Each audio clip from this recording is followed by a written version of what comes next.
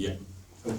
Scott, thank you for joining us. A very exciting game to come this weekend against Wrexham. Can I just get your thoughts as we approach that one? Obviously a very tough game. They've got some very good players. They've got some attacking threats, obviously.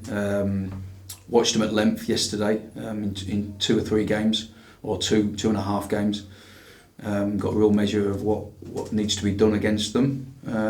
But yeah, it's going to be a tough game. Obviously, they're a lot talked about, and they've come into the league having got an incredible amount of points last season in the National League, and started this season kind of indifferent in many ways. But listen, they're a very, very, very strong side, and we're going to have to be completely focused and completely at it in order for us to get anything from the game. Yeah, and I suppose it's a testament to us that they're probably sitting there saying very similar things about Crawley. We spoke a lot about how at the start of the season they would have been one of the ones predicted to win the league, but currently we sit above them in the league. So I suppose that's a testament to the players' hard work as well as yourself. Of course, yeah, but like I've said before in previous interviews, that it is just a start. It's my job now to make sure that we maintain that start. And obviously off the back of a poor result at Doncaster, we've had a real positive kind of day today, good meeting with the players, good debrief session. We know what we've got to do moving forward. So yeah, we're in a good place. We've done incredibly well. Good start to the season, but like I say, it is just a start.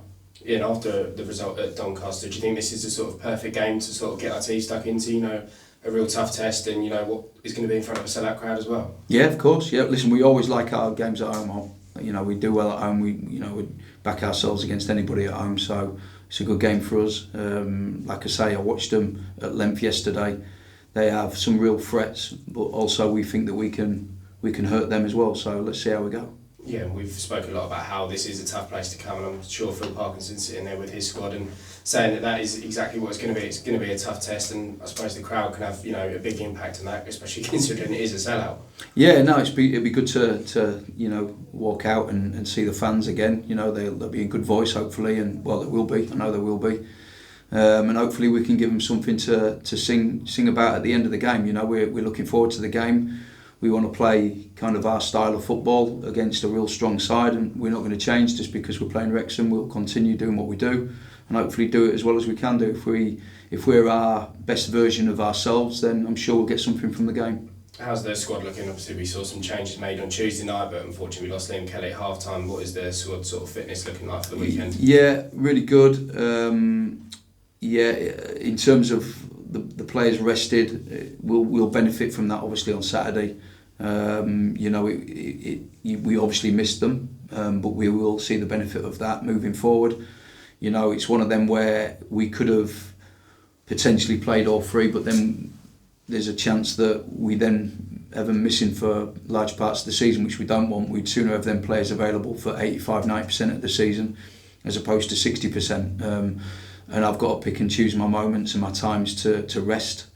I'm pleased with the squad. I think that it was clear to see, forget the result, I think it was clear to see that the players who come in are just as strong as the players that kind of left.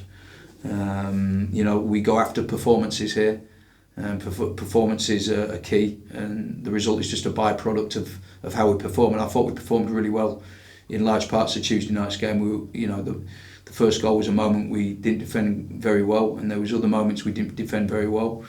The penalty wasn't a penalty in my opinion, and we probably didn't create as much clear cut as we wanted. But in all fairness, I think that the boys done all right. The boys done okay. People are saying to me it's a bump in the road and it's a blip. It's not a blip. It's normal. It's normal to lose football matches. A blip's when you lose 3 or 4 on the bounce, and probably even more than that. But this isn't a blip. This is just normal. We just got to make sure that we react properly going into Saturday's game. And one thing I suppose that we didn't mention was the return of Kevin Gordon. It's obviously great to see him back after he got injured in the NK Dons game, which seems like an age ago now. So it must be good, but then also he's going to have a hard time getting in because Ronan Darcy's been putting in some splendid performances at right wing back, hasn't he? Yeah, Kellen's worked really hard to get back to full fitness, and I think he's been chomping at the bit to be part of the squad. I think that it's one of them where the squad and the side have done so well that we couldn't shoehorn him in, you know. And of course, when I left 3 players at home on Tuesday night, it was an opportunity for him to be part of it, and then obviously he got on the pitch as well. So pleased for that. So yeah, we'll see and kind of look at Kellen going forward, and you know, and see how we go with it. But like, yeah, we're desperate to get him back in. But you know, at the moment, the boys who are playing really well and doing well. And I suppose we've just learned that the Morecambe game is going to be called off due to them having international call-ups. Is that good news for you? And what is a good amount of fixtures already in October? Is it nice to sort of have a weekend where you can go, right, that's a week that, you know, other than the Senior Cup game that we've got, that we can get some more minutes into the legs? Or is that going to be sort of an inconvenience down the road when it inevitably gets rearranged? Yeah, I see it as an inconvenience. I would have sooner have played the game, if I'm honest with you, especially with the way we're playing at the moment. You know, I would have liked to have gone and continued that. But it's a break, and we take it. It is what it is. It's not ideal, but we'll use it as an opportunity for us to kind of have a weekend where the players can go and see their families, the ones who live away, and to rest a little bit, because it's been tough. We've had some real kind of early mornings, you know, and late starts, and you know, late travels, and getting back. You know, I think we got back.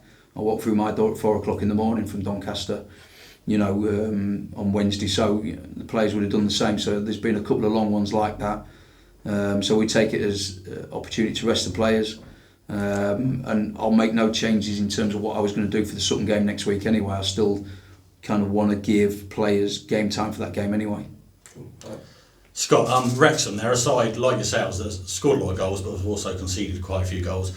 When you're preparing for a side like that, is there a element that you focus more on, like stopping their goals, or you trying to score more goals when you prepare? You know, we always look at everything, if I'm honest with you. You know, I'll watch them at real kind of depth. You know, I remember watching sort of like their game when they played Crewe yesterday, and I'll you know, watched the first 20 minutes of the game, and the first 20 minutes probably took me nearly an hour and a half to watch, because I want to kind of watch their movements, their detail in how they play. How can we press them? You know, I kind of strategically look at it, and with a tactics board next to me, and I think about the detail of how we can, you know, stop them. Then I also look at, on the flip side of that, look at where the gaps are, where the spaces are, where we can hurt them. You know, so it's kind of done, you know, over a long period of time. A 90-minute game, for argument's sake, could take up to 4 hours to watch properly. You know, in terms of stopping it, clipping it, rewinding it, watching it again, pausing it, you know, writing notes down, looking at your tactics board, and kind of really thinking about how we can, you know, stop their threats, but also how we can hurt them. So yeah, both really. Yeah, and but a great question. Yeah, thank you. Obviously, Wrexham are a team that garner a lot of publicity. They've got the Disney Plus documentary. There is going to be cameras here from them on Saturday. Players will notice it, and that. How hard is it to keep your squad focused on the job in hand and not, because they might be a distraction for some? My players won't notice any of that. No, I can guarantee you that. We will just be focusing on playing a game of football against a good side that we need to make sure that we're fully focused on that. My players won't notice any of that, neither will I. Have you watched Welcome to Wrexham? No. No. And have you watched your favourite Ryan Reynolds film? Have you got one? I don't watch films, so sorry, no, I'm a bit boring on that. No. Fair enough. We've seen today Neil Harris has been sacked from Gillingham. Mark Hughes was sacked from Bradford yesterday. Obviously, are you surprised that there are changes happening this early in the season? And a second prong, you are currently 2-1 with Bet Victor for the Gillingham job. You keep saying it's a start with how Crawley started this year. Your journey with Crawley has just started, hasn't it? Yeah, of course, yeah. No, listen, I'm fully aware of what happens in football. You know, if the results are not right, or if the owners of that football club see that they're not right, then they make changes. Unfortunately, I think that, you know, that's just kind of the industry that we're in. You know, I'm no different, I suppose, in many ways. You know, you feel like every game you have to win, because that is just the industry. You know, we have to win, we have to play well. You know, and if you don't perform, you know, there's a big chance that, I mean, there's an old saying in management that you're only 5 results away from being the sack. You know, so It's unfortunate for Neil and for Mark. They're both good people. I've always kind of got on with both of them, but I'm sure you'll see them both back in the game. Yeah, and obviously with the job you're doing here, as you're sort of defying all the odds, all the predictions, your name is probably going to be linked to a lot of jobs going forward, and that, again, similar to the question about players being distracted by cameras, is it going to be hard to sort of keep out that noise for you? Not hard at all, just focus on my job. That's why I'm in this job, in my opinion, is because I'm fully focused. I work extremely hard in the job that I'm in. I'm committed to the job that I'm in. I won't listen to anything outside. I don't go on social media. I don't listen to anything anyway. I'm quite single-minded. I'm quite headstrong, and I know what I've got to do. And I understand the industry. That when you're doing well, as well as when you're doing bad. When you're doing bad, you get the sack, and when you're doing well, there's people will show or clubs will show an interest. I think that's normal. That's kind of a normal thing to happen in this industry. But like I say, I'll be just focused on what the job is, and that's to keep performing the way we're performing, and hopefully keep winning as many games as we can. Excellent. And just got to go back to the penalty on Tuesday night. Obviously, VAR has been in the news this week because of the Tottenham Liverpool incident last week. What is your view on VAR, and would you welcome it in League Two? Yeah, I think I would welcome it, because I think I know there's been mistakes made with the VAR, but I also think that there's a lot of good come from it. I think looking at Tuesday night's penalty, I'll stand by what I said after the game. I've watched it back at home. I've watched it back cold, with no emotion. In my opinion, Will gets pushed really clearly. What disappointed me with it was I went in to see the referee after the game and spoke to him about it, and he said that he wasn't focusing on that kind of action. He was focusing on the ball being crossed, and as he turned, as the ball got crossed, he then saw Will bring him to the ground. So I thought, okay, so you've actually missed the first push. So he said, yeah, I was focusing on the ball, but when I watched the video back, the referee's looking straight at Will as he gets pushed. So either he didn't realise what he's done or he's lied. Either one, I don't know. So disappointed with that.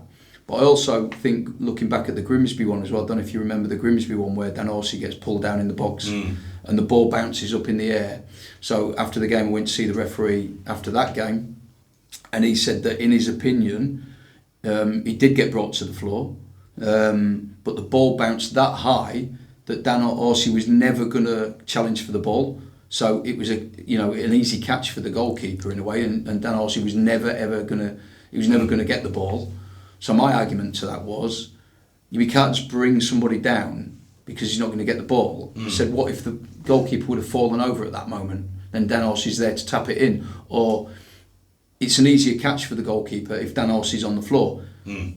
So if Dan Horsey's not on the floor because he's not being brought down and he's now running towards the goalkeeper's half got one eye on the pressure and half an eye on the ball. He might drop it again. Dan Horsey taps it in. So in my opinion, it is a penalty. And this morning I got an email back from the assessor of that game and saying, yeah, I agree with you, it was a clear penalty. So, at least we do get feedback. I put a report in every kind of Monday about what we've seen, and detail of incidents that have happened and what I'm not happy with, and they always come back with feedback, in all fairness. And a lot of the time they kind of agree with what we're saying. Yeah. Thanks, Scott. Thank you. Cool. Ash.